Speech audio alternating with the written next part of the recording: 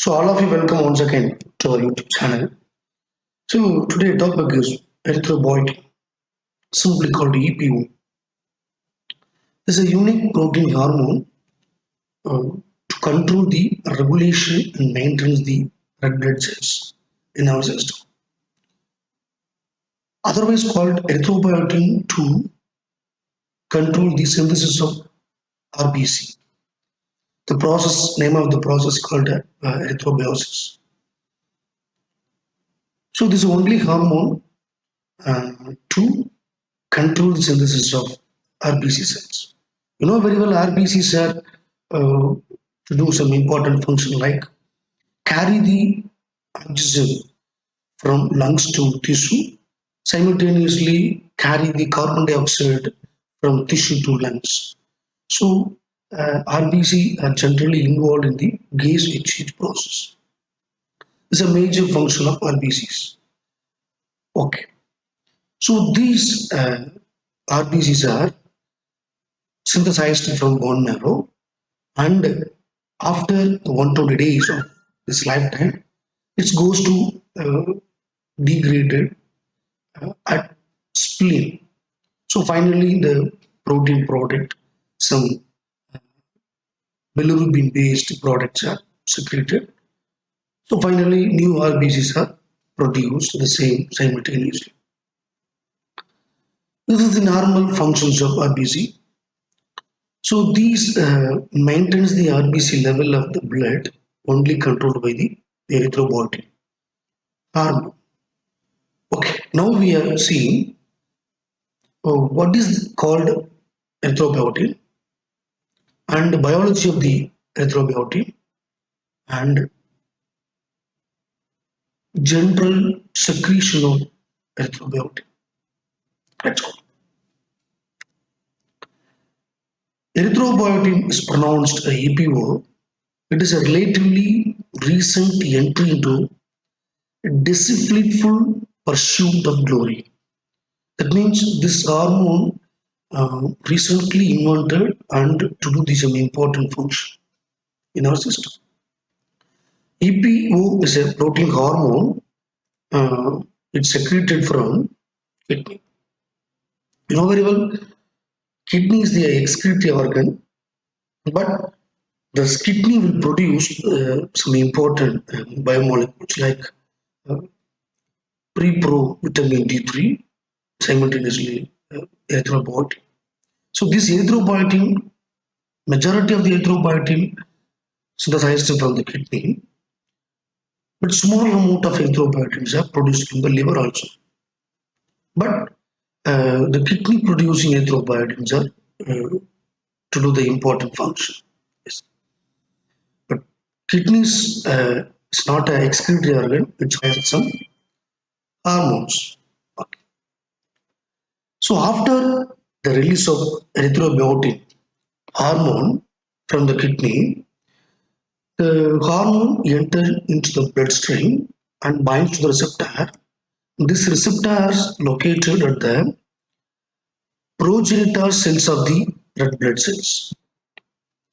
So after binding the erythropoietin to the progenitor red blood cells, so finally the progenitor cells are divided and proliferated and differentiated, followed by produce the red blood cells, the name of erythrocytes. Okay.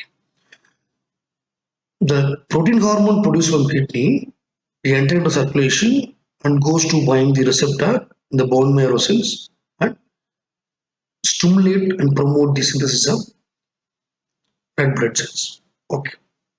This medically EPO used to treatment certain type of anemia. Yes, anemia means in the case of low amount of RBC in the blood, the condition, the clinical condition.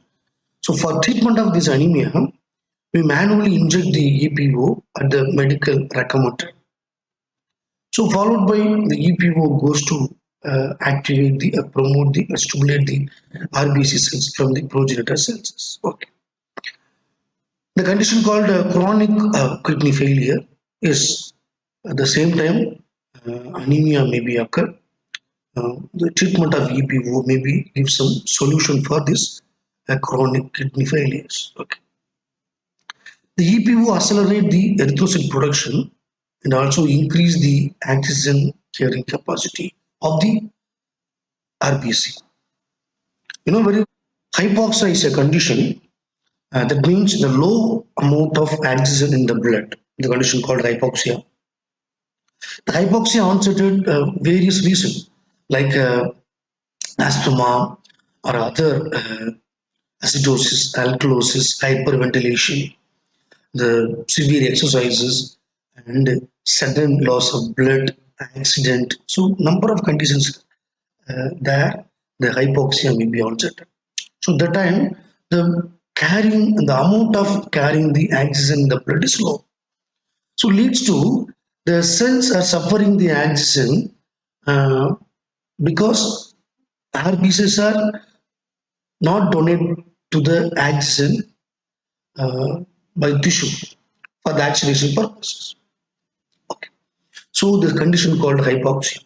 This hypoxia conditioned blood routinely enter into the kidney for excretion purpose. So this hypoxia condition will induce will induce a cellular sensing system in the kidney. The kidney will produce erythropoietin hormone.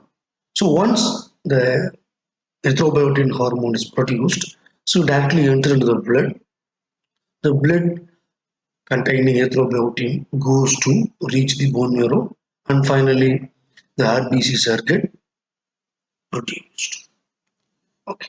Here clearly mentioned this is hypoxia. The hypoxia condition blood entered the kidney. The kidney will produce the EPO. After producing the EPO goes to reach the bone marrow. Finally, the bone marrow cells will differentiate and produce the RBC. Finally, the increased amount of RBC will carry the oxygen from the lungs to tissue. So, the lungs will get enough amount of oxygen. So, this is the normal way. Very well, 200 into 10 to the power of 9 RBCs are produced per day of erythropoietin circulation. This is clear image shown here. This is the kidney, and the kidney will reach or will sense the some hypoxia induced uh, blood. So followed by the kidney will secrete the EPO. The EPO enter into the blood. Okay, the EPO in the blood and goes to reach the bone marrow. Very well. The hematopoietic stem cells are precursor cells of all lymphoid, myeloid, and erythroid system. Very well. So it get differentiated. So this megakaryocytic erythroprogenitor once again proliferated and differentiated erythroid by erythroid linkage to form a breast forming unit of erythroid. This breast forming unit of erythroid once again differentiated to form colony forming unit of erythroid. So the erythropoietin receptors are expressed in the cells. Colony forming unit of erythroid, pro-erythroblast and basophilic erythroblast cells. These three stages of uh, development of RBC cells will express the erythropoietin receptor. So this receptor will receive the circulating erythropoietin hormone and get binds to activate the subsignal transduction. So how it's activated, how it's working, we can detailing going to learn. Okay. Then followed by binding of erythropoietin to the erythropoietin receptors, basophilic erythroblast converted into polychromatophilic erythroblast. Then followed by orthochromatophilic erythroblast and followed by reticulocytes and followed by erythrocytes. So the erythrocytes will involve in the gas exchange process. This is the development stages of RBC from hematopoietic stem cells to erythrocytes. So these only the colony forming unit erythroid, pro-erythroblast and basophilic erythroblast. basophilic erythroblast cells. These three cells only contain the EPO receptor. So that receptor only will receive the EPO circulation. So this EPO binding will triggering some signal transduction. Okay. So those signal transduction involve the some gene expression and other proliferation differentiation activities. So finally, the uh, erythrocytes are mature and to involve the vaccination process. Okay. How the erythropoietin is produced is more important and important question. I'm already told hypoxia conditioned blood enter into the kidney. The kidney will sense the low amount of oxygen in the blood. The mechanism is called cellular oxygen sensing mechanism. This is the mechanism behind the EPO will produced from the kidney. Hypoxia result is an increase in the level of gene expression and the production of both EPO and EPO receptors via activation of hypoxia inducible factor 1 pathway. This is the important protein factors will drive to involve the gene expression, followed by increase the erythropoietin encoded mRNA. So those mRNA will involve the erythropoietin production, and finally the proteins are exocytosis into the blood. Okay. Similarly, expression of erythropoietin receptor is also controlled by the hypoxia inducible factor 1. Okay. This hypoxia inducible factor 1 is a group of factors, a family of factors, which contains hypoxia inducible factor 1. This, this hypoxia inducible factor 1 is a group of factors or family of members. So it will exhibit a variety of forms. Hypoxia inducible factor 1, 2, 3. These three are play the important role and regulating the expression of EPO protein hormone and the EPO receptor expression at the corniform unit, other basophilic erythroblast cells. Okay. This factor will triggering and produce the EPO hormone from the kidney. From the kidney. Yes, don't forget. The physiological concentration of EPO is a healthy animal and human is in the range of 4 to 30 milliunit per ml of plasma. Yes. So this level of the EPO in the blood is obey the general hormone properties. So erythropoietin is a protein hormone. Okay. However, in severe anemia, the patient may be in the clinical condition may be unsettled, so it increased 100-fold, 100 times increased finally to maintain the RBC cells for avoiding this anemia condition. So this erythropoietin uh, will never stored in anywhere in the tissue or in the liver, in the kidney or wherever. Why? Because you know very well hormones are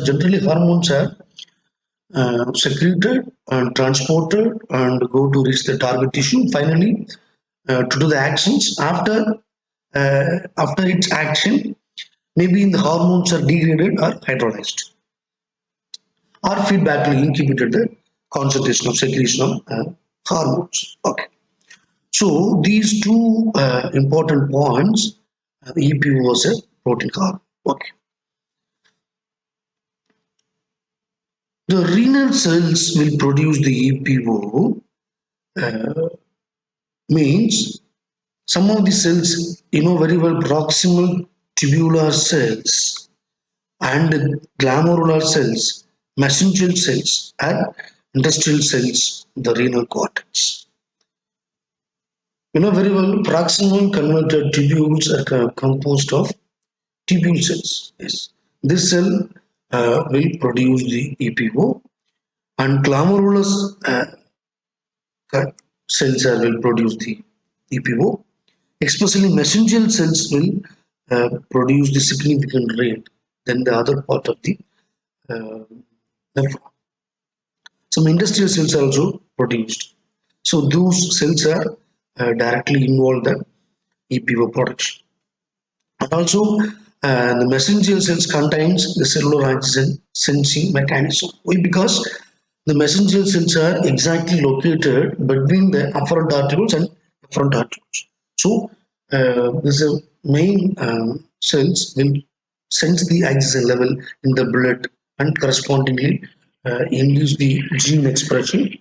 So these messenger cells are to sense the amount of oxygen level in the blood and finally produce the uh, responding gene expression and followed by mRNA and followed by EPO protein and enter the blood. Okay. It estimated 20 to 30 percentage of the EPO will produced industrial cells in the inner cortex. Yes, maybe other part of the renal cortex will produce 10 percentage. So some the liver also produce the EPO, especially in the fetus. So in the fetus development time, the liver also produce the some amount of EPO, and the liver containing fibroblast like industrial cells, those cells are involved uh, produce the EPO.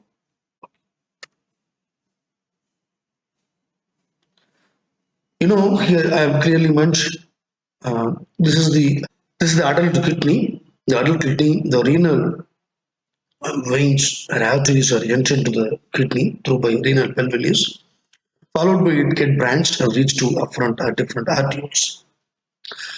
Oh, okay. The afferent arterioles are entirely branched to form a glomerulus. You know very well, glomerulus are entirely covered by Bowman capsule. So after the Bowman capsule, the tubes are extended. It's called proximal converted tubules. This is indicated in the tube-like structure here. Yes, this is the glomerulus. So between the glomerulus, a kind of cells are exist. The name of the cells is called industrial cells. This industrial cells will exactly produce the 20 to 30 percentage of the EPO in the circulating, in the blood circulation. Maybe in these industrial cells will sense the amount of oxygen in the blood. So finally, the corresponding genes are expressed. Finally, hypoxia inducible factor will drive the production of EPO. Okay. Then, after producing the EPO from industrial cells from of the kidney, so the EPO directly enter into the blood. Okay, enter in the blood. So after entering the blood, this goes to reach the bone marrow, especially proerythroid cells. So here exactly receptors are there. The receptor will receive the circulating EPO. Finally, it's get differentiated into reticulocytes, followed by activation and differentiation. The reticulocytes produce the erythrocytes, or called red blood cells. These red blood cells readily goes to uptake and release the CO2 or uptake the O2 one from the lungs to tissue. Finally, the hypoxia condition is neutralized. Yes. So this is the fact of EPO.